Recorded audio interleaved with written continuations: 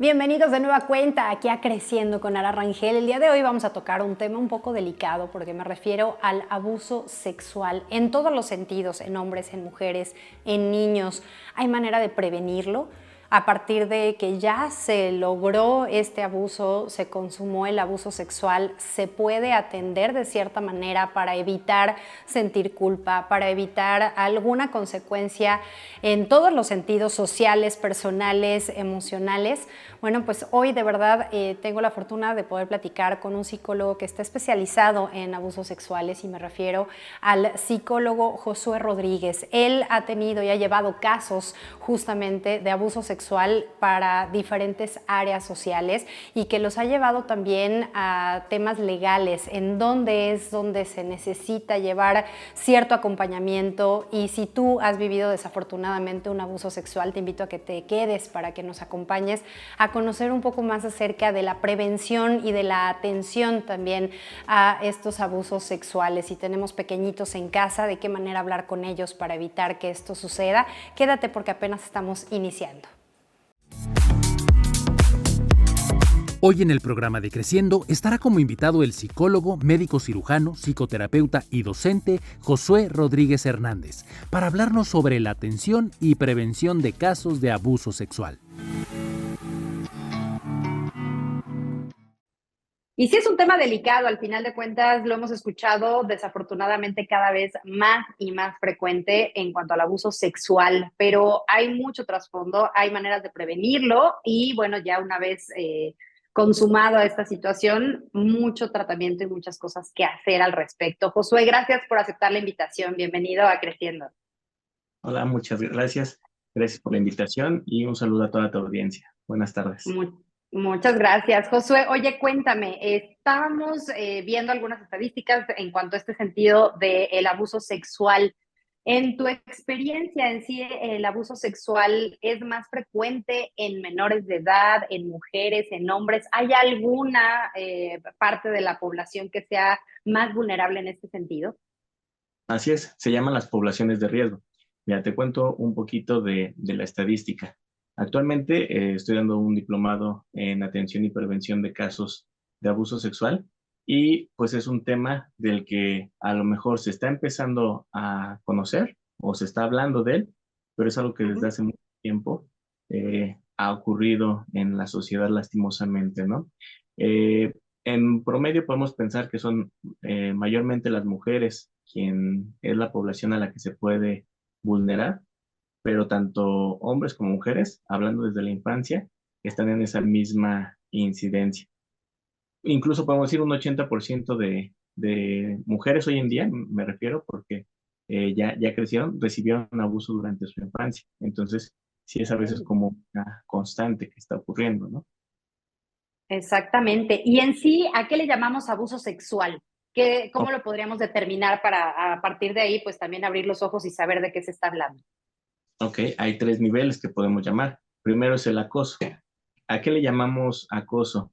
A toda aquella insinuación que puede ser verbal, que puede ser psicológica, que no llega a haber un tocamiento. Entonces, Okay. aquí en la Ciudad de México hemos escuchado mucho que me están acosando en el metro. Son personas que te están siguiendo, que te están haciendo sentir incómoda. Entonces, a todo eso podemos llamarle hoy acoso. Entonces, desde ahí, eso hoy ya procede, desde que alguien te esté siguiendo, desde que te haga sentir incomodidad, eso ya puede ser acoso de manera, como te digo, verbal o de manera psicológica. El que alguien se esté, por ejemplo, masturbando también es una forma de acoso, ¿no? Claro. Entonces, Y en redes sociales también se da mucho. Es un exact- tema de acoso virtual, pero pues de que existe, ahí está. exactamente. Si es cuando te están con el famoso stalkeo, eso también ya podría ser una forma de acoso virtual o de que te estén siguiendo, queriendo como buscar, obtener tu número de teléfono sin que tú se lo des con el consentimiento expreso. Entonces, a todo eso se le llama acoso. Ok. El Ese es el segundo nivel, primer nivel, digamos. Es lo más sencillo o lo más bajito en esta situación. imaginemos que es como una pirámide, entonces es la Ok. base de la pirámide, es lo más común, es lo que más hay. Muchas personas, yo creo, si hablamos que muchas mujeres han vivido un 90% de este abuso, un 90-95 han recibido acoso en algún momento de su vida, ¿no? Alguien que las ha seguido, alguien que les ha llamado o ha querido Claro. comunicarse, ¿no? Entonces, ese sería el primer nivel de esta pirámide. El segundo, un intermedio, ahí ya sería lo que es llamado el abuso.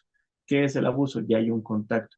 O la definición es que hay una jerarquía. ¿A qué nos referimos con una jerarquía?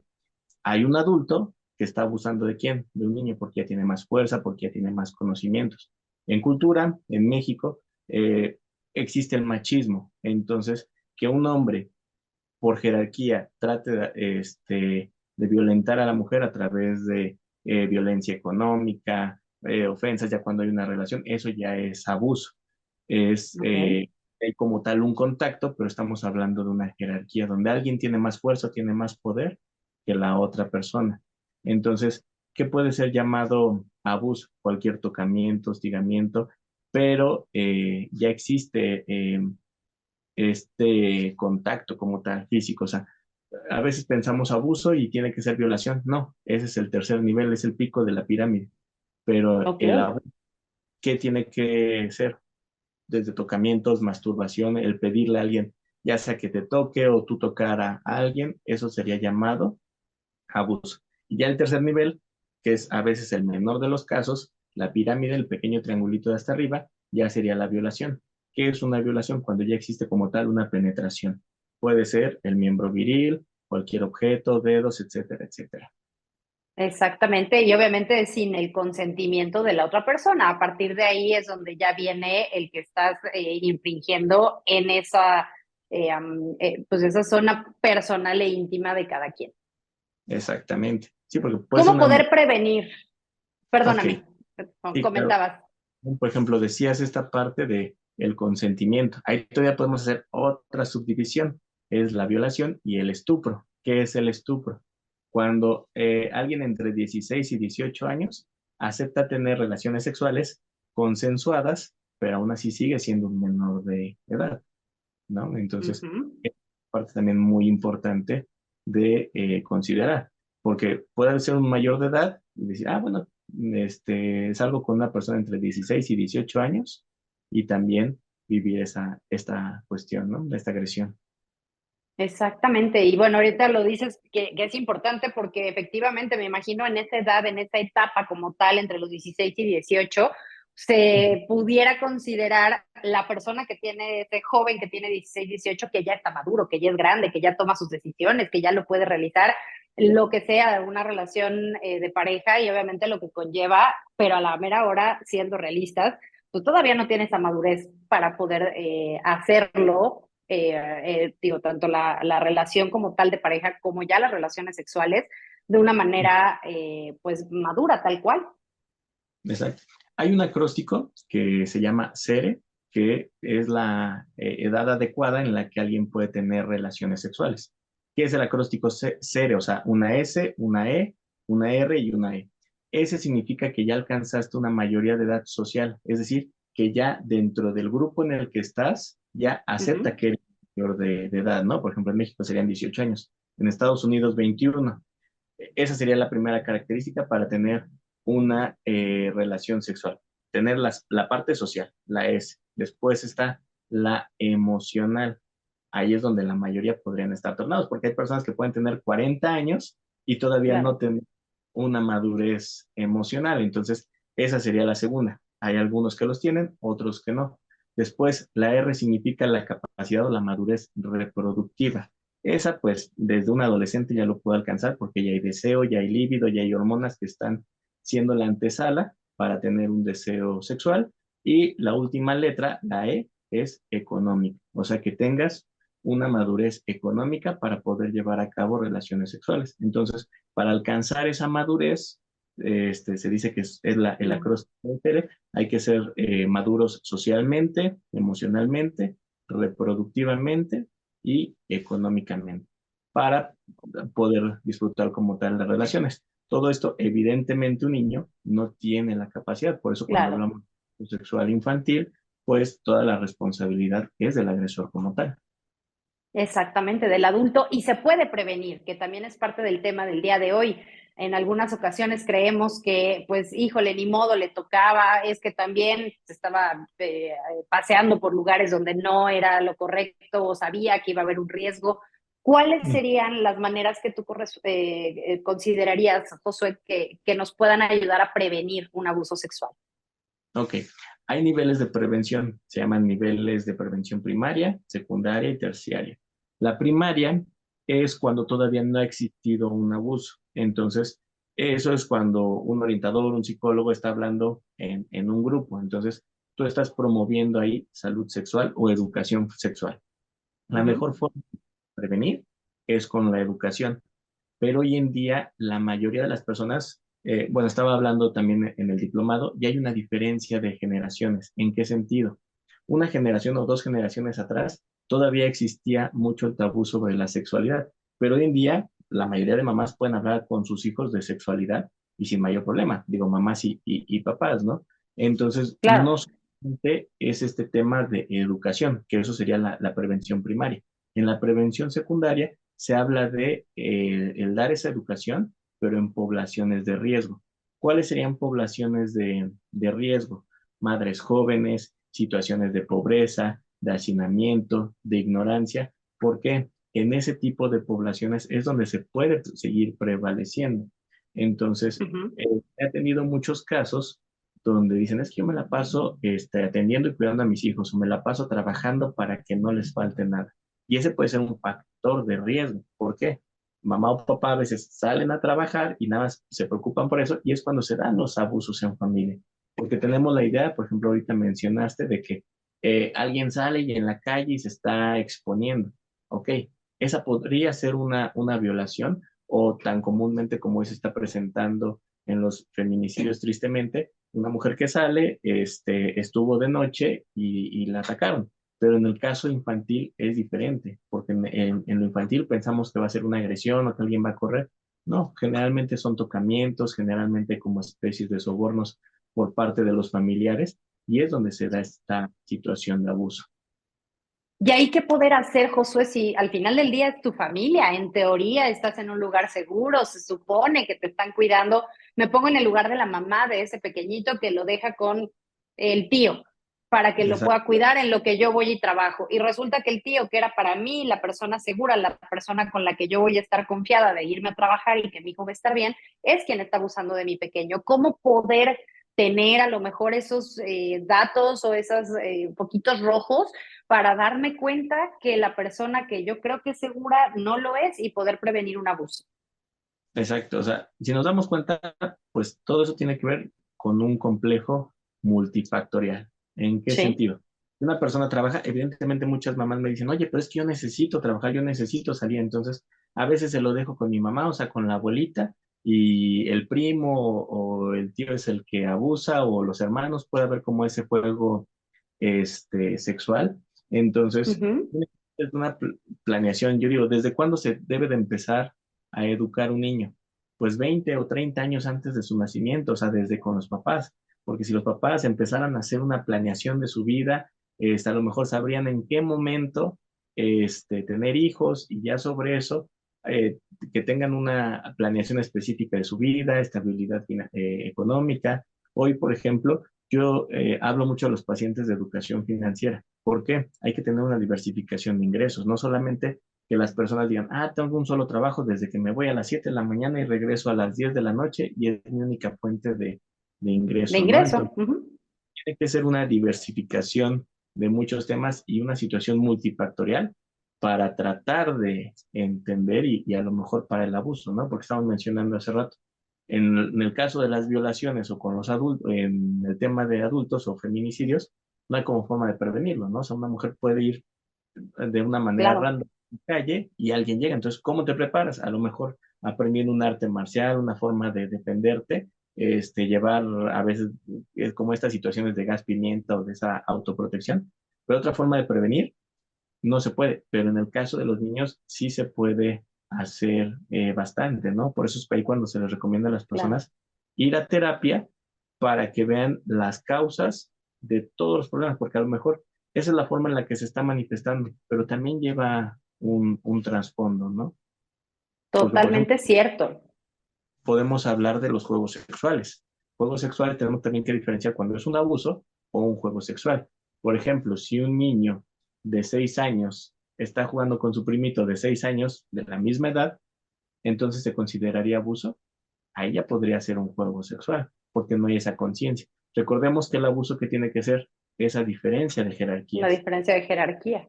¿no? Si, por ejemplo, uno tiene 14 y el otro 7, ya hay un contexto de madurez diferente. Totalmente cierto, Josué. Y ahí, bueno, nos estamos yendo a la prevención. Desafortunadamente, los casos que llegan contigo no son para prevenir la mayoría de ellos, sino porque ya sucedió, porque ya hubo este abuso. Y a partir de este abuso, ¿qué poder hacer? ¿Cómo poder llevar un, no sé si decirle tratamiento, pero cómo poder llevar esta forma de recuperar tu seguridad, de recuperar tu tranquilidad? ¿Qué se hace en estos casos, Josué? Hay diferentes momentos. Entonces, por ejemplo, vamos a hablar.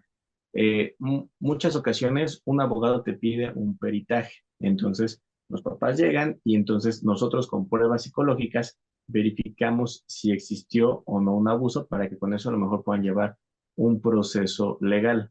Eso se Ujú. debe hacer en todos los casos porque es como un peritaje. No puedes en estos momentos empezar un procedimiento psicológico y ya después realizar el peritaje. Entonces, eso sería en alguno de los casos, ¿no? Pero lo más importante es la rehabilitación, la resignificación del trauma.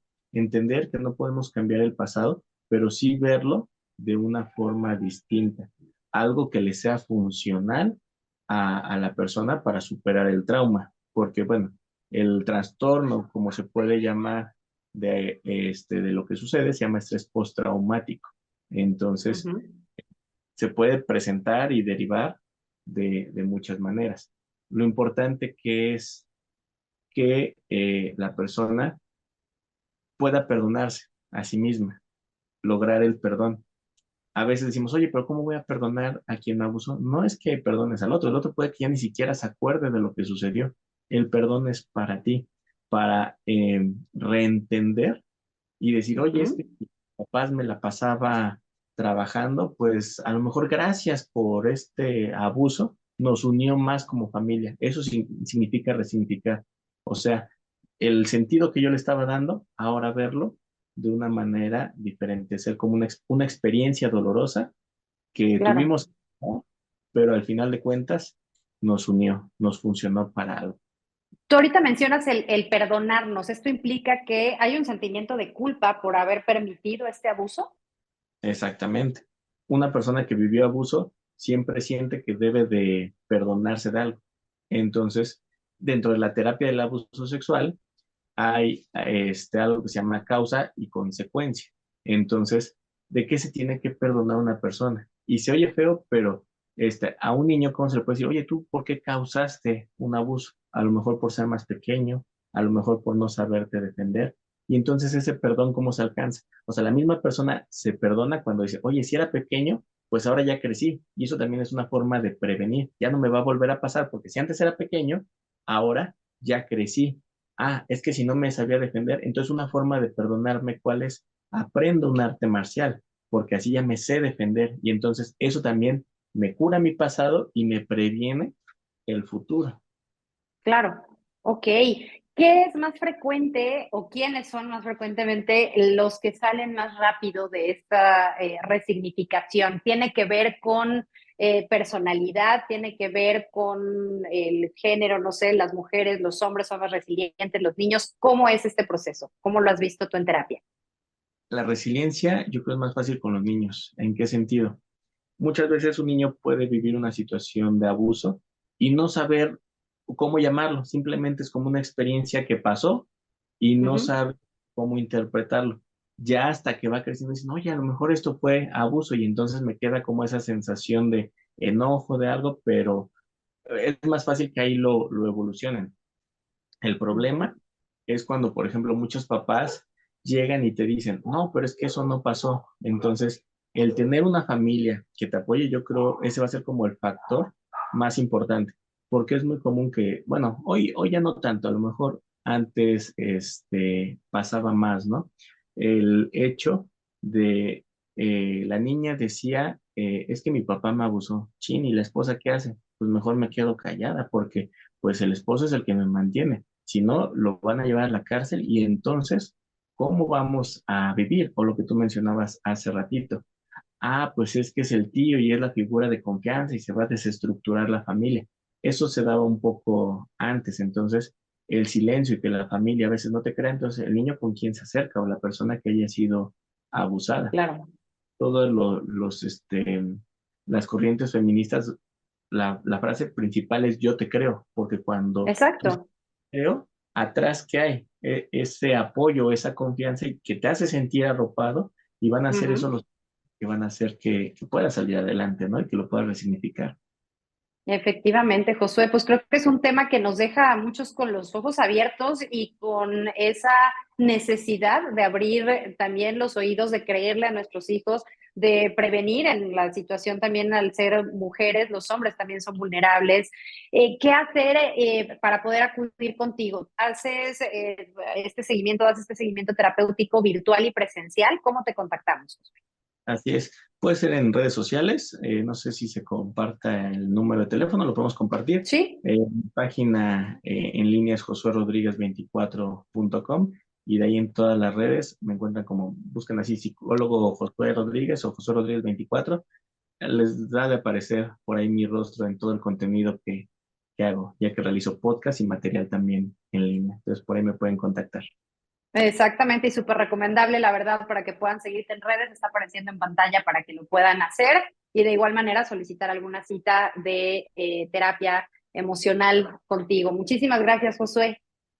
Excelente día, muchas gracias a ti, Ara, por la invitación. Un gusto. Al contrario. Igualmente, muchas gracias. Nosotros aquí en Creciendo continuamos con más. Lo que no sabías acerca del abuso sexual. 1. El abuso sexual es un problema global que afecta a personas de todas las edades, géneros y contextos socioeconómicos. Según la Organización Mundial de la Salud, 1 de cada 3 mujeres y 1 de cada 6 hombres experimentan algún tipo de violencia sexual a lo largo de su vida. 2. Las víctimas de abuso sexual a menudo sufren consecuencias psicológicas a largo plazo, como trastorno de estrés postraumático, depresión, ansiedad y problemas de autoestima. Estos efectos pueden persistir durante años o incluso toda la vida. 3. El abuso sexual es uno de los delitos menos denunciados. Muchas víctimas no informan sobre el abuso debido a la vergüenza, el miedo a no ser creídas, la falta de apoyo o la desconfianza en el sistema de justicia. 4. En la mayoría de los casos de abuso sexual, el agresor es alguien conocido por la víctima, como un familiar, un amigo o un conocido. Esto puede dificultar aún más la denuncia y el procesamiento del delito. 5. La educación sobre el consentimiento, las relaciones saludables y la identificación de comportamientos inapropiados es crucial para prevenir el abuso sexual. Las campañas de concientización y los programas educativos pueden ayudar a reducir la incidencia de estos delitos y así apoyar a las víctimas en su recuperación.